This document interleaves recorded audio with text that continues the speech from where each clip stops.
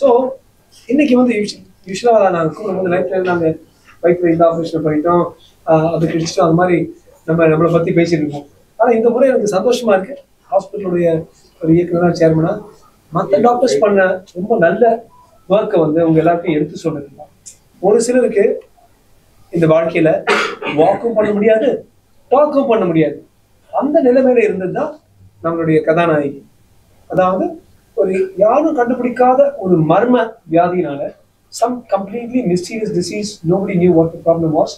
She stopped talking, she stopped walking. அதாவது மூச்சு விடுறதும் பேசுறதும் முழுங்குறதும் மாதிரி இந்த தொண்டை பகுதியில் இருக்கிற தசை நாறுகளும் இயங்கிறது ரொம்ப கஷ்டமாயிடுச்சு. அதாவது அவ்வளவு அழகா பாடிட்டு இருந்த பொண்ணு, நடந்திருந்த பொண்ணு, பாடி பறந்திருந்த ஒரு குயில் வந்து கம்ப்ளீட்டா முடங்கி போயிருந்துச்சு கடந்த ஒரு சில மாதங்களுக்கு, 3-4 மாதங்களுக்கு. இந்த வியாதி என்ன வியாதின்னு எடுத்து சொல்றதுக்கு, அதாவது ஒரு வகையான ஒழிஞ்சிட்டு இருந்த ஒரு டிபி. அதே போல இந்த பிள்ளைக்கு தண்டுல வந்து DP ஒழிஞ்சிருந்து. she had a form of very rare type of spinal tuberculosis. The linings around the spinal cord, the epidural டியூரா அப்படின்னு ஒரு லைனிங் இருக்கு. அந்த லைனிங்க்கு வெளியில இருக்கும்போது எபிடியூரல், அந்த எபிடியூரல் ஸ்பேஸ்ல சீல் பிடிச்சு, அதுவும் குறிப்பாக டிபி வியாதினால ஃபுல்லா சீல் பிடிச்சு, இதனால அவங்களால நடக்க முடியும். இதே டிபி பிரெயினுக்கு சுத்தி சில கவரிங்ஸ், போர்வைகள் இருக்கு, 3 போர்வைகள். அந்த போர்வைகளும் வந்து மெனிஞ்சைட்டிஸும் டியூபர்குலோசிஸால வந்து, இதனால தான் அவங்களால முழுங்க முடியல, அவங்களால பேச முடியல.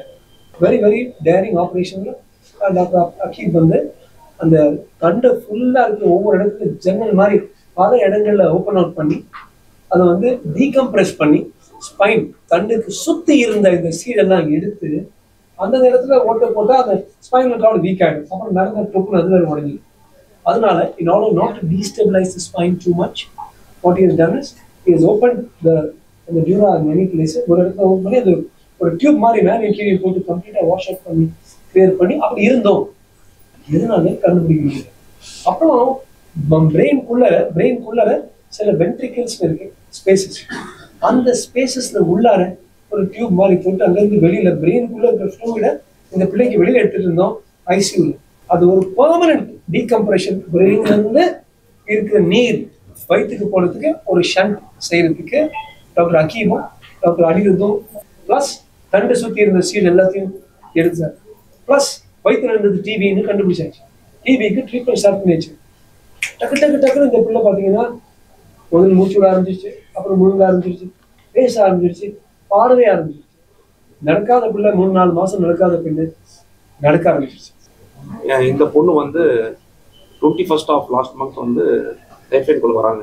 வரும்போது கம்ப்ளீட்லி டிஸ்ஓரியன்டட், யாருக்குமே தெரியாது, கால் மூவ்மெண்ட் இல்லை, கை மட்டும்தான் வலி கொடுத்தா கை மூவ்மெண்ட் மட்டும் இருக்கு. இதுதான் அவங்க வந்த ஸ்டேட்டஸ். இப்போ முதுகு எலும்புலேயே பஸ் இருந்ததுன்னா எப்பயுமே டிபி தான் ஃபர்ஸ்ட் டயக்னோசிஸ் இருக்கும். அதுக்கும் டெஸ்ட் அமிச்சா நெகிழ்வு தான் வந்து. ஆனால் டிபி ட்ரக் மாற்ற ஆரம்பிச்சிட்டோம், மைல்டு டோஸ் ஆரம்பித்தோம். ஏன்னா ஃபுல் டோஸும் கொடுக்க முடியாது. அப்புறம் வந்து இந்த மூளை நீர் எடுக்கிறதால தான் ஹார்ட் ரேட் நல்லா ஆகுதுன்னு சொன்னோடனே நானும் டாக்டர் அனிருத் அவர்களை முடிவு பண்ணிட்டு, அவங்க அப்பா அம்மா சொன்னாங்க எங்களுக்கு எங்கேயுமே வயிறில் வந்து தழும்பு இருக்கக்கூடாது, எங்கள் பொண்ணு வளர வயசு பண்ணக்கூடாதுன்னு சொன்னாங்க. அப்போ வீட்டில் டிஸ்கஸ் பண்ணோடனே சார் ஒரு நல்ல ஐடியா கொடுத்தாரு, நம்ம ஏன் தொப்புள் வழியாக போட்டுருக்கூடாது டியூபை அப்படின்னு டிஸ்கஸ் பண்ணிட்டு நானும் சாரும் ஆப்ரேஷன் பண்ணோம். டியூப் போட்டு அந்த டியூபை வெளியே கொண்டு வந்தோம். அப்புறம் சார் ஸ்கோப் போட்டு உள்ளே பார்த்தாரு. உள்ளே பார்க்கும்போது ஹோல் வயிறில் எல்லா இடத்துலையும் சின்ன டாட்டா புள்ளியாக இருந்தது. அது பார்த்தோன்னே தெரிஞ்சு போயிட்டு மோஸ்ட்லி டிபி தான் அப்படின்னு. சார் என்ன பயாப்சி பண்ணிட்டு ஒரே குழாயில, சின்ன குழாயில எல்லாமே ஷேர் பண்ணிட்டாரு. பயாப்சி பண்ணி அந்த டியூப் உள்ள போட்டாச்சு, பயாப்சி பண்ணி டெஸ்ட் காமிச்சிட்டோம். அந்த டெஸ்ட் ரிப்போர்ட் தான் டிபின்னு கன்ஃபார்ம் பண்ணிச்சு. அந்த டெஸ்ட் ரிப்போர்ட்னால தான் நம்ம கன்ஃபார்மாக டிபி பண்ணி அந்த மாத்திரை டோஸ் அட்ஜஸ்ட் பண்ணிட்டு கொடுத்தோன்னே பேஷண்ட் இம்ப்ரூவ் பண்ண ஆரம்பிச்சிட்டாங்க. 3 நாள்லேயே பேஷண்ட் அடுத்த நாள் கால் மூவ் பண்ண ஆரம்பிச்சிட்டாங்க, மடக்க ஆரம்பிச்சிட்டாங்க. இதில் மெயின் ரோல் நம்ம ஆப்ரேஷன் பண்ணிட்டோம், மருந்து கொடுக்க ஆரம்பிச்சிட்டோம். இங்கே இருக்கிற ஸ்டாஃப் தான் ரொம்ப இம்பார்ட்டன்ட். இந்த ஃபிசியோதெரப்பி, ரீஹாபிலிட்டேஷன், சிஸ்டர் எல்லாம் அவங்க பொண்ணு மாதிரி பார்த்துட்டாங்க. பார்த்து அவனை நடக்க வச்சு இங்கிருந்து அவ 18 நாள் கழிச்சு கிளம்பும்போது 2-3 ஸ்டெப் எடுத்து வைக்க ஆரம்பிச்சிட்டான். இன்னைக்கு நீங்களே பார்த்தீங்க, அவன் நடந்து வந்து உட்கார அளவுக்கு ஆயிட்டாங்க, பேச அளவுக்கு ஆயிட்டாங்க. Hello everyone, my name is Devashmita Rana. I came here to Chennai from Bolpur, West Bengal with my parents for my treatment.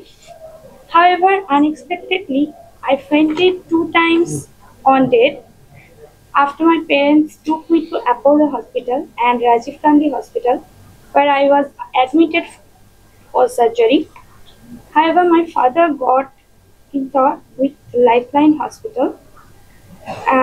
An emergency surgery was done at late hours, and I was in ICU for 15 days.